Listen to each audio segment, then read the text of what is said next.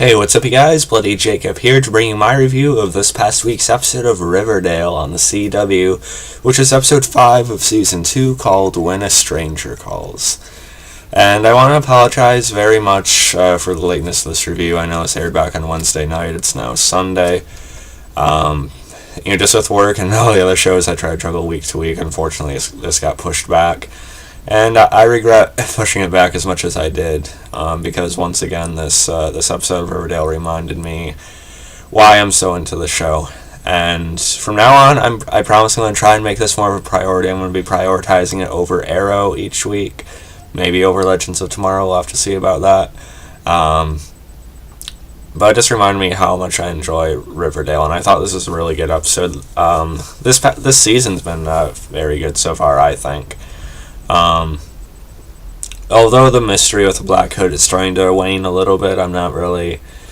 My interest in that part of it's starting to flounder a little bit, but there's just a lot of other really interesting elements going on with Riverdale right now.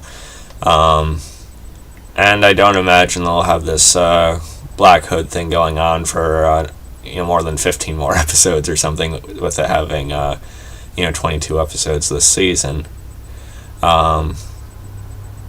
I think at the very least the identity of the Black Hood will be revealed, before the climax of the season. Maybe for the mid-season finale or something. I don't know. But yeah, I really like this one. Of course, like I said, the title is When a Stranger Calls, and that's because the Black Hood is, kind of, sort of blackmailing her, at least putting Betty in a really rough position. Telling her she has to, cut ties with these really important people in her life, or, he'll cut them out, for her. So Lili Reinhart does a pretty good job, performance-wise of, this mental turmoil she's forced to go through with the way she talks to Veronica at a certain point, which does have some basis, like some question, would Veronica be hanging out with him if it wasn't for the circumstances, things like that.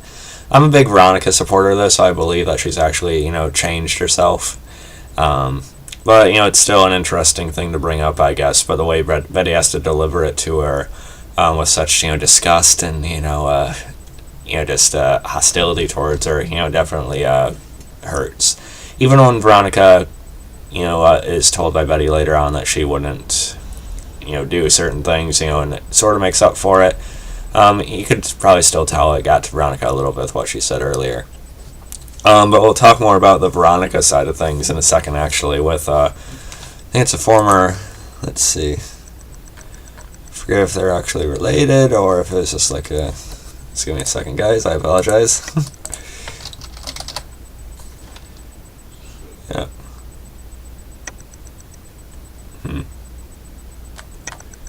Okay, I just think it's a former family friend or something. I don't think they're quite related, but Nick Sinclair, he arrives into town, and he had known Veronica during her, days as not as good of a person as she is now. More of like the stuck-up, partying bitch kind of character. I'm assuming we're probably going to see more of how Veronica was then at some point, but I don't think Nick's going to be around for too much longer based on the end of this episode. But again, we'll talk more about that in a second, just so I don't forget to, talk about everything else. One of the things Black Hood also has Betty do, one of the things that Black Hood also has Betty get into is publishing, that article about her mother, of course, Alice, about that mugshot of her. She was a serpent back in the day, which I think is interesting. I actually liked, that being stuck to Alice after the way she's been basically doing everything throughout the whole series so far. And then Alice shows up later to the Lodger's event, kind of dressed pretty openly. Probably trying to show people that she's not really afraid to acknowledge that part of herself, supposedly. I don't know, but it gets to her. So I thought that was actually deserved, at least as far as Alice goes. And then with Jughead getting more into the Serpents and actually joining them. First is something little like taking care of the beast, which is a really little, apparently, smelly dog. But then he actually, of course, has to basically get beaten down as part of the initiation. He has to, get a knife from, Snake's, cage and everything. And, and Betty has, Archie, go tell Jughead that, they have to put some distance between them, that she's planning on breaking up with him for weeks. I'm sure it wasn't meant to be that hostile, but when Archie sees Jughead joining the Serpents, it sort of adds more fuel to it to make it actually feel more real than it was probably intended. And that causes Jughead and Tony to finally hook up. Which I don't totally mind. I mean, like I said, Lili Reinhart does a really good job as Betty. But I'm not like the biggest fan of her character for some reason. And as of right now, anyway, Tony and Jughead feel more like kindred spirits than than Jughead and Betty do. But I see people just like up in arms about this, about Buggy, or whatever you want to call a ship name, about Jughead and Betty ending the relationship. People are just freaking out. I don't think it's that crazy. I still don't want like another more focus on the love triangle between Betty, Veronica, and Archie or anything, but I think most likely, Jughead and Betty will find their way back to each other. Now, as far as the rest of the Nick and Veronica stuff, which I think was the best part of the episode, it was good. It was teetering. I was getting a little bit worried about Veronica. I was glad the writers didn't have her really fall back into her old ways at all, as of right now anyway. I was really, really not liking Nick, just with the weird pressure and the weird comments he was making around Veronica, even calling her sexy in front of Archie. If I was Archie, I would have said something the first time he said it. But I was glad that Veronica really dismissed his advances, slapping him and everything, and then pushing him off and leaving. But I was not expecting, with his interest in Cheryl, to go as far as it did. With him actually drugging her drink at the event, and then actually trying to rape her when she was almost unconscious. It's very in tune with some of the things we've been hearing about certain actors in Hollywood lately. So it's probably good for Riverdale to cover a scenario like that.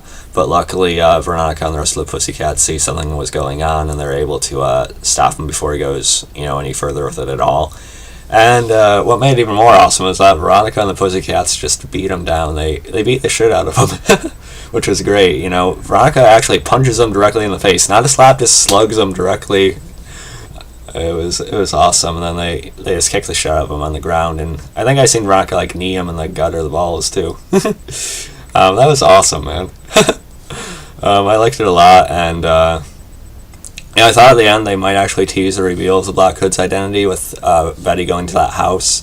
But he just has her put the Black Hood on and see how we're so much alike or whatever. But what was most interesting about that was him forcing Betty to give him a name of someone guilty, and she says Nick Sinclair when she hears about the Cheryl thing.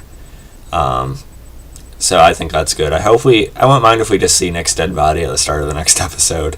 But I hope it actually happens. I hope no one stops it or anything, which I don't think they will at this point. But yeah, this was a really good episode. Actually, I might have liked it even more than last week's. I really like that fight between the Serpents and Archie and the others. But I just think this episode had even more going for it. I rated last week's episode a 9.2 out of 10, so I'm going to give this one maybe a 9.3. Sometimes I feel like I'm being too generous with my ratings for certain shows, but I don't know, I liked it, so there you go. But yeah, if you guys enjoyed this quick video, you can follow me on Facebook, Twitter, subscribe, and let me know what you thought about this episode. Was it one of your favorites of the season so far? How pissed are you about Betty and Jughead, apparently? How much did you like Veronica and the Pussycats just taking out Nick? And yeah, so catch you guys next time. Peace.